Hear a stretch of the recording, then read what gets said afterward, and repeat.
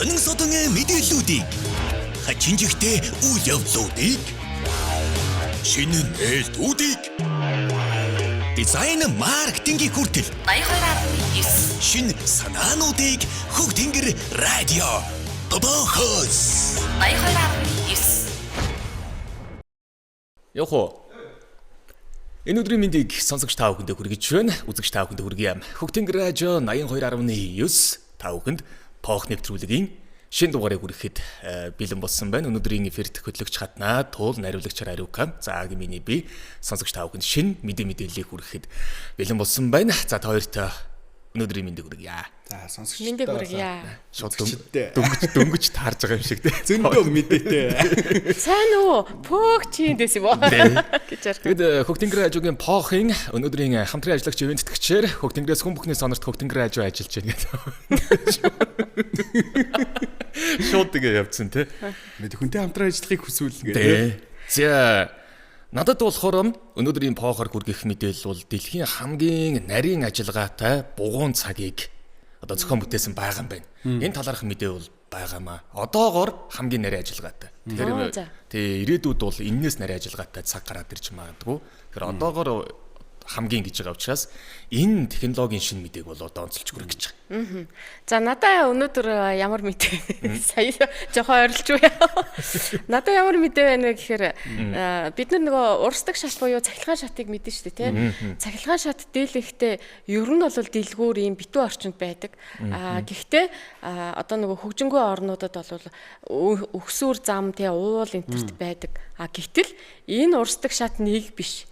Хэдэн 10-аараа ингэж байж байгаа нэг тийм гоё сүүлийн үеийн технологийн мэдээ хүргэж байна. Гол нь гадаа орчинд байна. Гадаа. Надад болохоор ийм мэдээлэл байна. Amazon-ы үүсгэн байгуулагч Jeff Bezos-ийн Blue Origin гэдэг компани амжилттай бас нислэгээ үлдсэн байна. Гэхдээ энэ нислэг маань бас онцлогтой. Одоо нислэгийн баг нь дан эмэгтэйчүүдээс бүрдсэн тухай. Бүр ярих юм бол за тэрнийг мэдээллээрээ. Төр нууцлж. Агийн мэдээллээс эхлэе. За тэгье. За дэлхийн хамгийн нарийн ажиллагаатай бугуун цагийг бол Швейцарт энэ Watches and Wonders гэдэг нэртэй ийм гайхалтай цагнуудын одоо үзэсгэлэн худалдаа яармаг болдгийм байл да. Швейцар ч нэг өөрөө бас цагны их орончтой. Тийм утгаараа ийм одоо үзэсгэлэн зохион байгуулдаг юм байна. За тэгээ энэ одоо үзэсгэлэн дуудлага худалдааны үеэр энэ Vacheron Constantin гэдэг нэртэй компани дэлхийн хамгийн нарийн ажиллагаатай цагийг одоо зохион бүтээсэн юм байна. Одоо үзэж байгаа хүмүүс маань харж байгаа бах. За цаг үйлдвэрлэлийн салбарт Григорийн ухаанлыг харуулах, сарны хэлбэрийг харуулах зэрэг ийм стандарт үзүүлэлтээс давсан аливаа чадварыг бол нарийн төвөгтөө гэдэг механизм ангилалд бол оруулдаг юм байна л. За тэгвэл энэ Vacheron Constantin гэдэг компанийн Les Solaria Ultra Grand Complication гэдэг нэртэй. Одоо яасан ч урт нэртэй. Яасан ч урт юм дээ. За нэг ийм цаг байна. Нэлээд урт нэртэй. Энэ цаг нь одоогор 41 ийм одоо юу гэдгийг Григорийн ухаанлын одоо оддын байрлалыг гэх мэт ийм нарийн төвөгтөө одоо зүйлийг харуулдаг ийм 41 механизмыг одоо өөртөө шингээсэн юм байна. За энэ нь бол одоогор хамгийн нарийн ажиллагаатай хамгийн олон одоо ийм механизмыг багтааснараа дэлхийд одоо нэгт явж байгаа юм байна. За тэгээ энэ шинэ цаг нь бол 24 цагийн тооллоос гадна оддын цаг, нарны цаг гэдгийг бол одоо давхар заадаг. Нарны цаг гэдэг нь болохоор бидний нэг өдөр тутамдаа ашигладаг цагийг бол одоо нарны цаг гэдэг юм байна л. Оддын цаг гэдэг нь болохоор юу юм бэ гэсэн чинь оддын одоо сансар окторгуйн объектуудыг буюу тийм ээ оддын одоо тэнгэрийн аль хэсэгт хэдэн цагийн үед ямар байрлалаар харагдах юм бэ гэдгийг нь оддын цаг гэдэг юм байна. Нарны цаг нь бол одоо бидний өдөр тутамдаа одоо ашиглаж байгаа тийм энэ цагийг бол хэлдэг юм байна л. За тэгээд эдгээрээс гадна нарны байрлал, өндөр зам, дэлхийн экватортой харьцуулсан өнцөг зэргийг ийм нарийн зүйлүүдийг бол харуулж өгдөг. За тэгээд нүүр нь бол мэдээж иргэдэг нүүртэй. Тэгээд иргэдэг нүүр нь оддын одоо 13 орд тус бүр хизээ харагдахыг заадаг юм байна.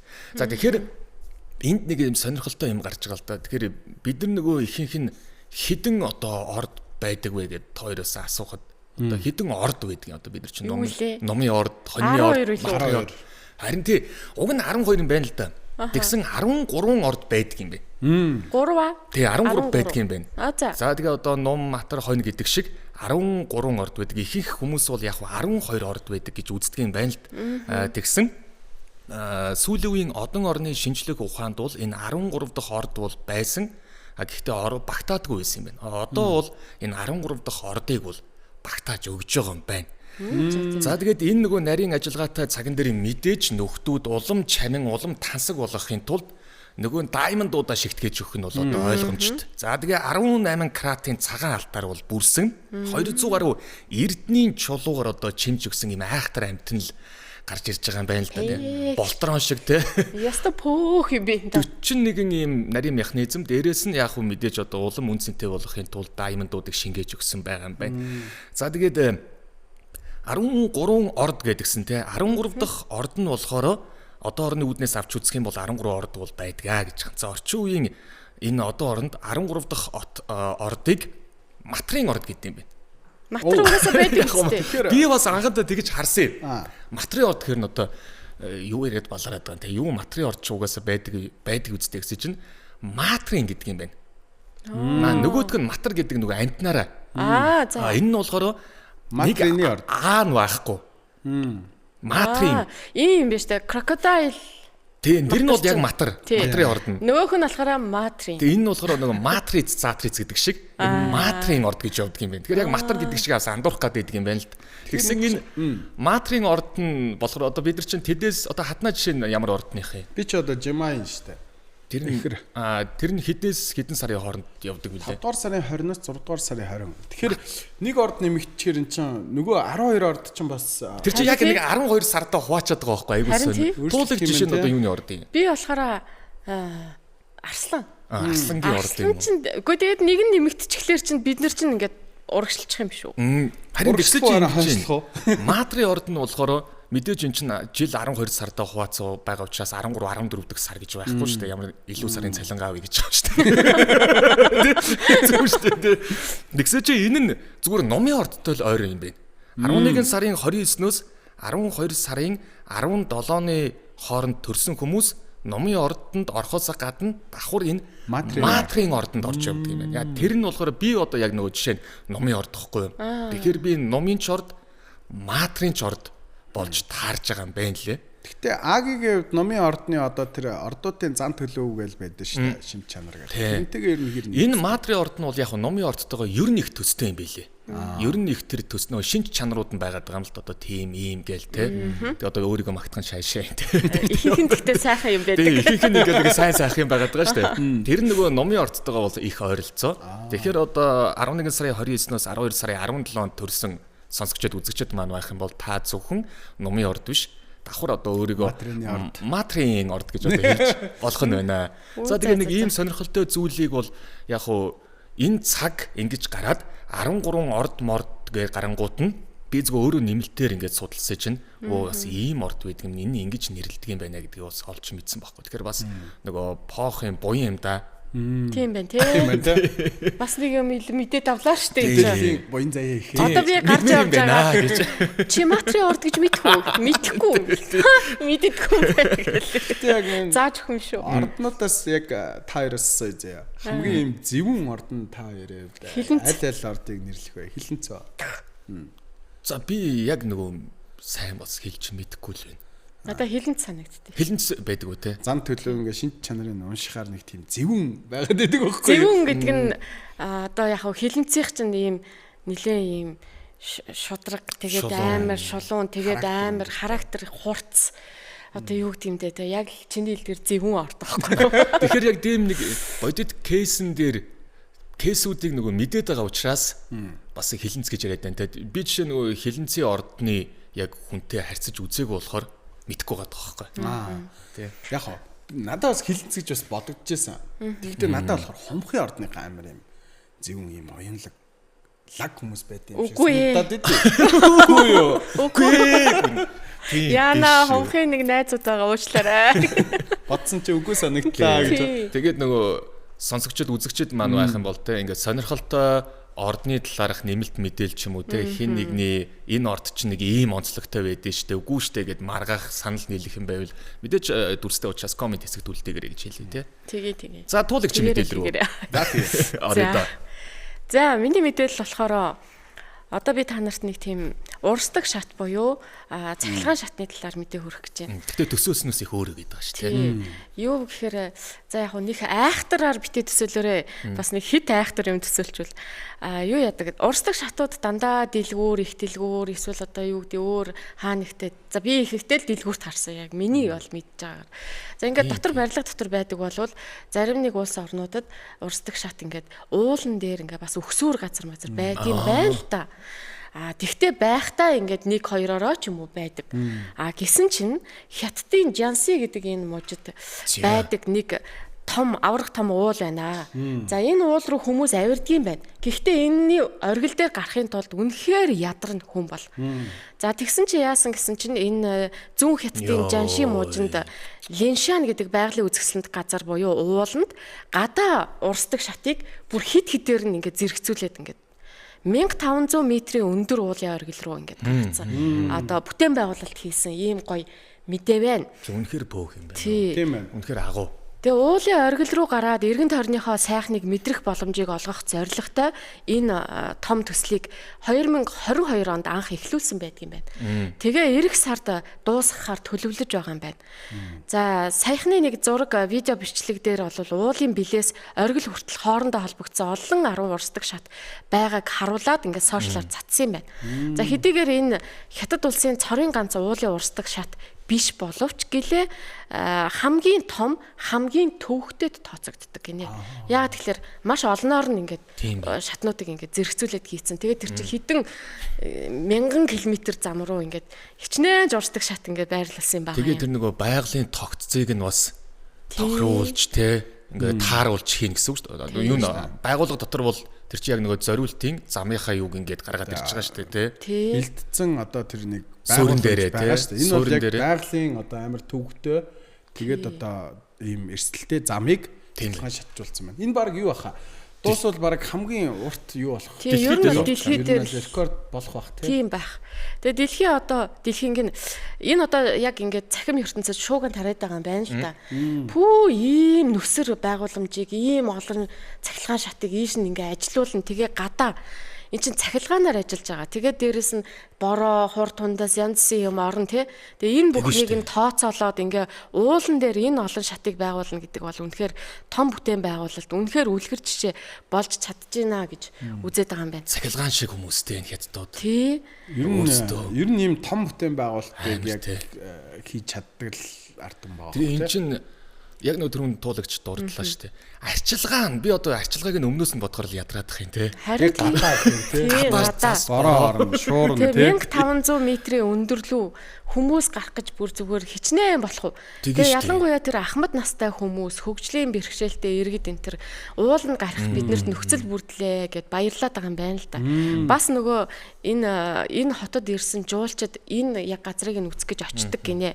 За тэгээд энэ шатаар авирахад 2 цаг орчим хугацааг зарцуулдаг байсан гин. Зүгээр л шатаар нь ингээ явхад оргил дээр нь гарахад 2 цагийг зарцуулна.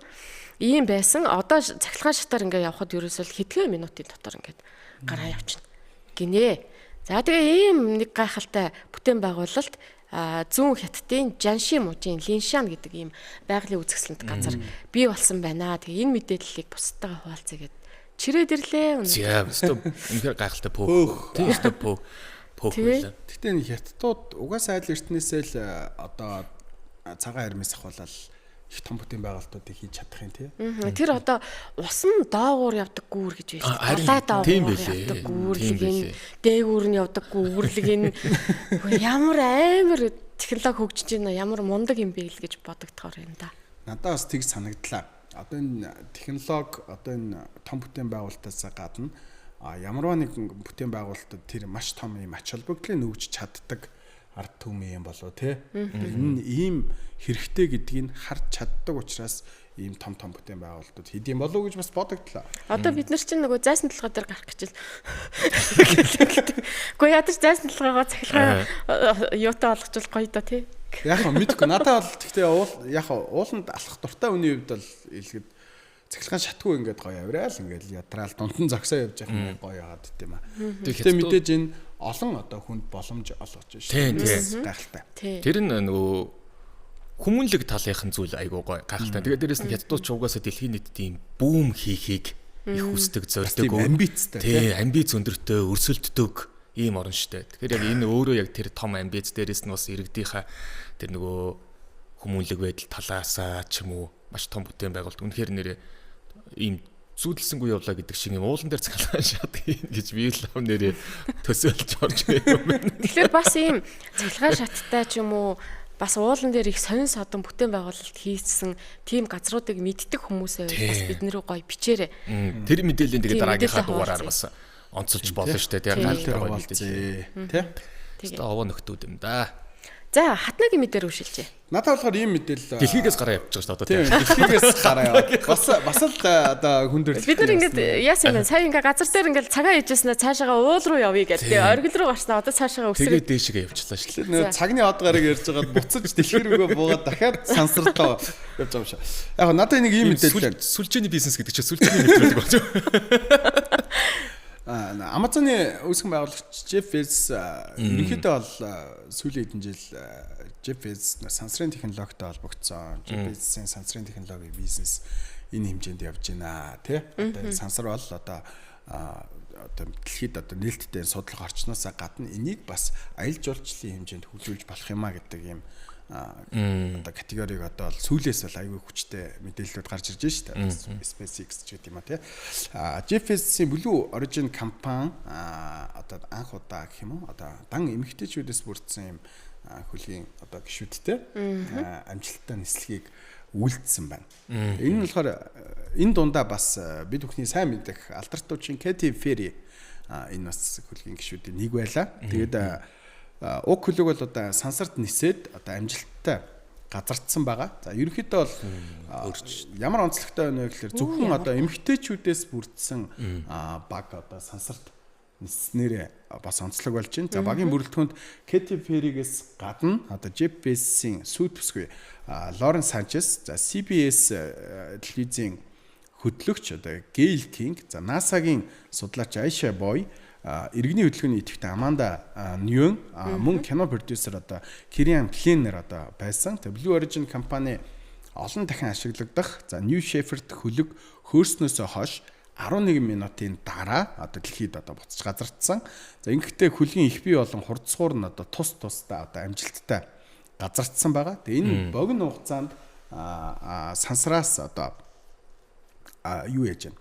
Ерөнхийдөө бол 11 минутын хугацаа гэдэг бол богино шүү дээ. Тэгээ дээрээс нь нөгөө Instagram-аас нэг жижиг рилүүд нь явж байсан баха нэг сансарт ингээ хондоо болгож байгаа.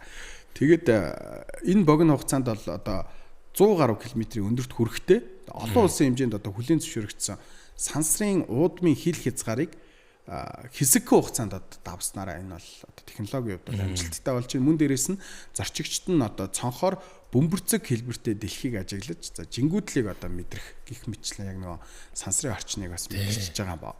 Татах хүчгүй болох мэдрэмж амар гоё хаа тий. Сая ингэ жингүүдээ ямар байдаг бол тий. Тэгээ юу юм байна? Жаргалтай юм аа. Энд ингээд нөгөө хүмүүс хөтөлбөрт нь мөнгө өгөөд бүртгүүлээд тэгээ мэдээж одоо нөгөө нэг биеийн одоо эрүүл мэндийн хувьд одоо шаардлага хангаж байгаа байхгүй юу? Тэр шаардлагыг хангаад тэгээ 2 хоногийн турш одоо юу яд юм бэ? Бэлдэх юм уу? Хөтөлбөрт одоо хамрагдах юм. Одоо чинь сансарт одоо би явж явахдаа ингэх хэвээр юм байх хэвээр тэр аюулгүй ажиллагааны гормыг бас судалсан байх хэвээр гэх мэтлэн. Тэгээд анхны одоо эмхтэй одоо дан одоо багийн гишүүдтэй одоо сансрын хөлөг сансарт гараад буцаад одоо дэлхийн дээр амжилттай газарсан. Ийм нэг мэдээлэл. Энэ ингэсэн бэлэн штэ. Sorry. За чи яа. Болон. Үний хувьд та хэд байх вэ гэж бодож байна? Sorry би яг сайн мэдсэн юм байгаа байлгүй тий. Ер нь тэгсэн яг та хоёрт ингээд сансарт нисэх боломж олдлоо гэж бодъё заяа. Тэгээд та хоёрын төсөв бол бүр хязгааргүй байгаа гэж хэлсэн. Та хоёр хэдийг өгөөд нисэх вэ? За мэдэхгүй ястаа. 100 сая мая. Сая 100 сая төгрөг үү? Төгрөгөөр биш долларыг үү?